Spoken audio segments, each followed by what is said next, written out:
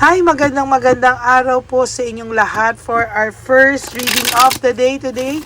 Tingnan po natin kung ano po ang makikita natin sa reading of the day. Yan. Napanood nyo na po ba yung first, second, and third reading kahapon? I hope napanood nyo na po kasi kung hindi pa po kayo pwedeng dumiretso sa reading na ito. Joke lang po. Pero mas maganda po kung napanood nyo na po yung first, second, and third reading of the day kahapon bago po kayo mag-skip dito at manood nito. Para po, kumbaga sa episodes ay naabutan nyo po yung mga iba. Okay? So, ayan. Pili po tayo ng 10. 1,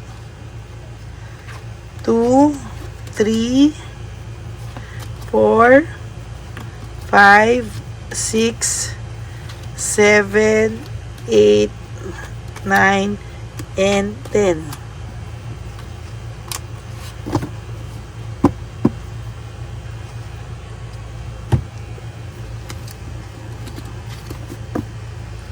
At ito naman po, tingnan po natin.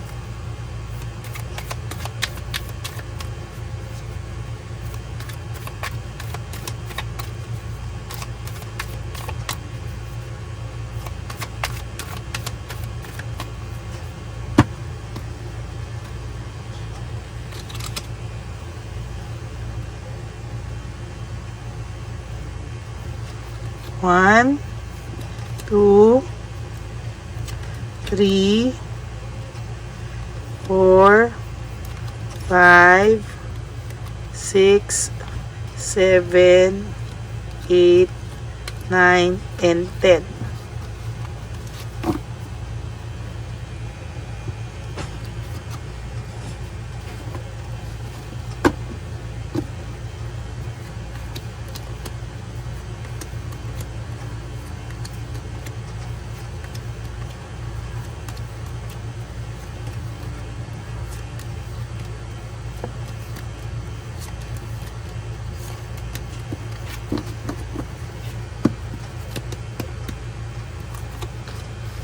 Sudden awareness, choosing happiness. Yan, sa ngayon po ay nakakaalala po, ngayon bigla naaalala po ng matigas na person nyo yung mga happy moments nyo po together, no? Sa totoo lang po, nagkaroon siya ng sudden awareness sa sobrang tigas po kasi ng mukha nito at sa sobrang kayabangan po, ayan tuloy yung inabot niya. Ngayon niya nare-realize, ngayon niya po naiisip yung mga happy thoughts ng samahan nyo, no? Ngayon niya po naiisip yan.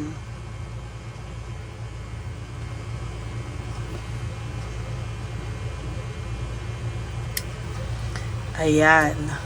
So, yan. So, sa sobrang tigas ng mukha niya at kayabangan,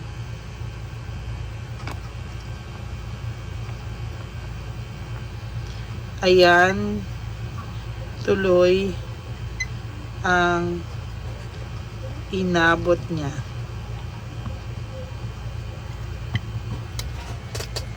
So sa sobrang tigas ng mukha niya at kayabangan, ayan tuloy ang inabot niya. Okay. So, ayun, inabot niya, no? Ngayon niya nare-realize lahat ng mga nangyari sa inyo magaganda. Ngayon, nare-realize niya na wala ka na. Paano yan? Ngayong wala ka na, paano na lahat siya? No? Kahit may Tiyabilitang Palaka ito, hindi po pareho kayo. Malayo po kayo ni Tiyabilitang Palaka. Ayan ang sinasabi ko sa iyo. Naiisip niya po ngayon kung ano po yung inyong naging koneksyon o yung inyong naging samahan. Ngayon siya nagre-reflect Ngayon lahat lumalabas sa kanya ang mga nangyari po sa kanya. And as a matter of fact, sa inyong dalawa, no? Ngayon lang po talaga sa kanya, ngayon lang po siya talaga nagkakaroon ng sense of parang realization na paano na yan, ano?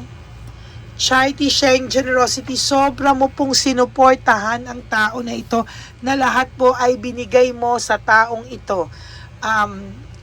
Hindi niya po alam kung paano siya ngayon dahil talaga binihisan mo lang po ito. Pinulot mo lang po ito. I mean talagang naging tao po ito because of you, no? Naging tao po ito because of you. Nung walang-wala po ito, ikaw po ang nasa tabi niya. Somehow this card is connected or this reading is still connected sa kahapon na readings. Kaya nga po ang sinasabi ko sa inyo, hindi po kayo pwedeng tumakbo dito sa reading na ito kung hindi niyo napanood yung iba, sayang po, no? Somehow, nung walang-walang ito, ikaw po ang nasa tabi nito, ikaw po ang sumuporta dito, halos lahat ng pwede mong mahalin na mahal nito, minahal mo po talaga, no? Pero, anong ginawa niya sa'yo? He or she failed you, no? Niloko ka pa niya, he failed you, no? Not once, not twice, but a lot of times. Sa lahat po ay nagsisinungaling pa po ito, hindi pa po siya nakontento, no? Wala po itong sinabi na nung lumulusot siya, alam mo po because you have a gift of instinct and intuition, kaya alam mo po na nagsisinungaling siya. Ngayon siya nakakaranas ng self-pity, loss, and grief, panghihinayang sa kawalan mo, self-pity, pagkaawa sa sarili, and grief, no? Pero dahil sa matigas ang mukha nito at mayabang ito, hindi niya po pinapakita. Pero I tell you na sa gabi or sa kahit kailang mag-isa siya, ikaw po ang laman ng isip nito. Naguguluhan siya, hindi niya alam sino ang pipiliin, hindi niya rin po alam.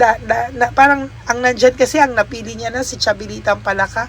So, ayan, no? There's fear of change, ano? There's fear of change. Natatakot ito na tuluyan ka ring mawala sa kanya. As a matter of fact, sabi ko sa inyo, talagang konektado to sa kahapon pa, no? There's avoidance here, no? Ina-avoid niya po yung pakiramdam ng feeling na masakit, masaklap. Ayan, no? Oh. Friendship and happiness, no? Sa totoo lang po, ang friendship at happiness na to na sinasabi, you go out with your friends.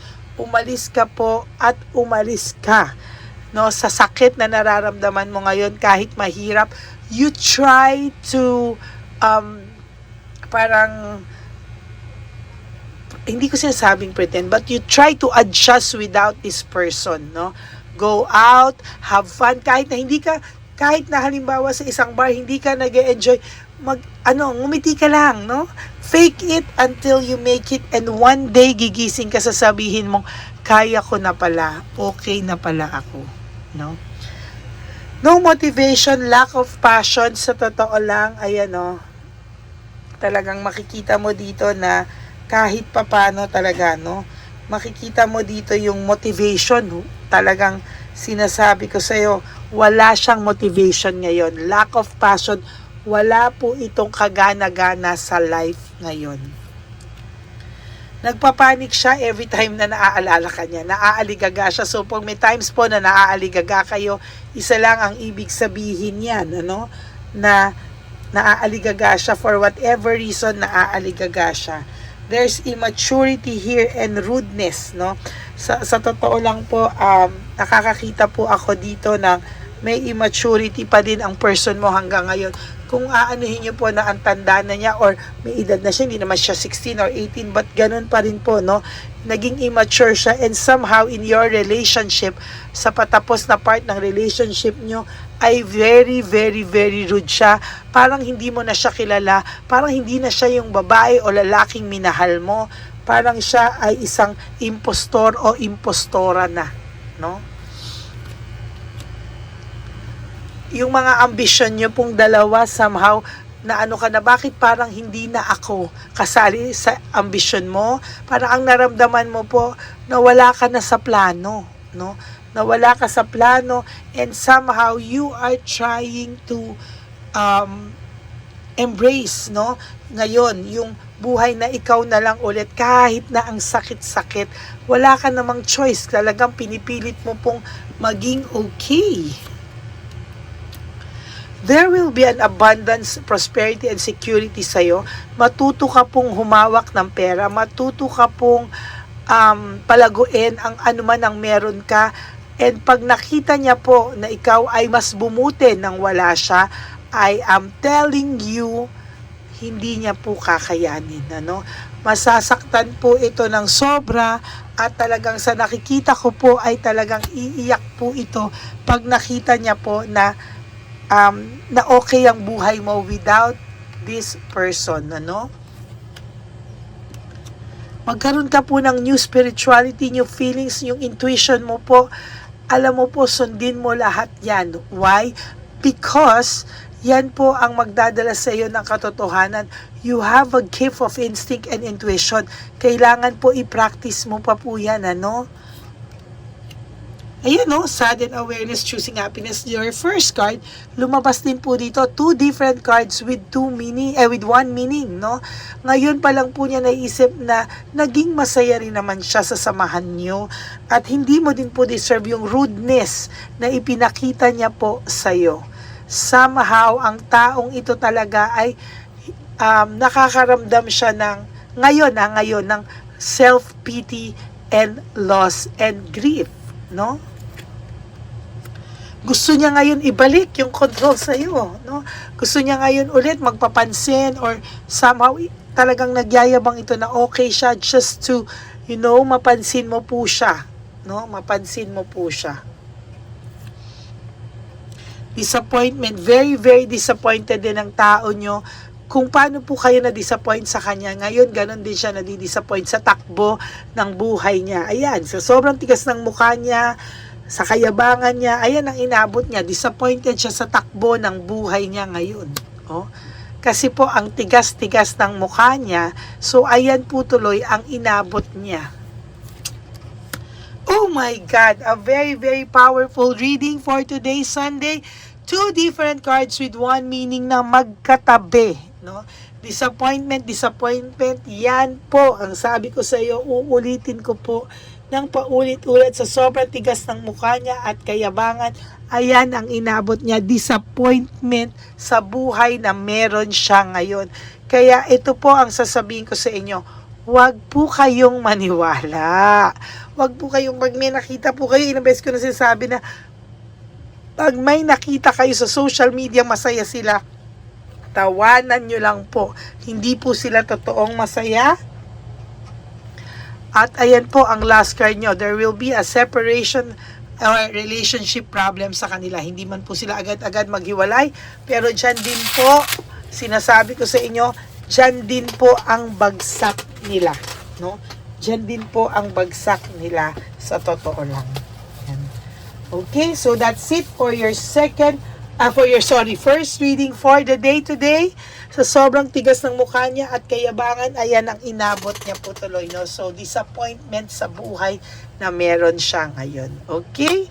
So, maraming salamat po sa lahat sa inyo na patuloy na sumusuporta sa ating channel, ang Lady Elena channel, ano? Para po sa inyong lahat na gusto din po magpa-private reading, you may message me at my only official and legit FB account, ang Lady Lee Elena, that's Ladyly Elena.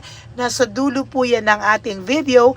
Diyan nyo lang po ako pwedeng makontak. That's my only official and legit FB account. At for those of you po na magpa-follow, meron po kayong chance na ma-random calls natin at malay nyo po itadhana na makapag-usap po tayo dyan. Ano? So maraming salamat po. Please no skipping of ads. And please like and comment down below kung ano po ang inyong saloobin. Okay? Isa pa po sa gusto kong malaman nyo na sa lahat po ng mga loyalista ko at solid Lady Elena friends, family, and subscribers, ay nagpapasalamat po ako sa inyo from the bottom of my heart. Really, thank you so much po sa panonood, sa walang sawang paghihintay kung kailan ako maglalabas ng video. Just hit the bell button para alam nyo po at updated kayo, ma-inform kayo agad na meron na pong akong nilabas na bagong video. Okay, maraming pong salamat sa inyong lahat. May God bless you all. Ang lagi ko pong bilin sa inyo is life is too short. Don't make it shorter by stressing yourself from all the pains and the heartaches na binigay sa inyo ng kahapon. Just surrender everything to the divine universe. Just let go and let God write your life and love story. I will be back for another set of reading, our second reading of the day, but I hope na napanood nyo na po mga kapatid ang first, second, and third reading kahapon bago po kayo lumaktaw dito sa first reading and lumaktaw para sa second reading of the day today. Okay? God bless you all, and for those of you who would like to give me a super thanks, I would really appreciate that and love that from the bottom of my heart. Maraming salamat po sa inyo. God bless you and see you later po, and have a wonderful day with your family. God bless you.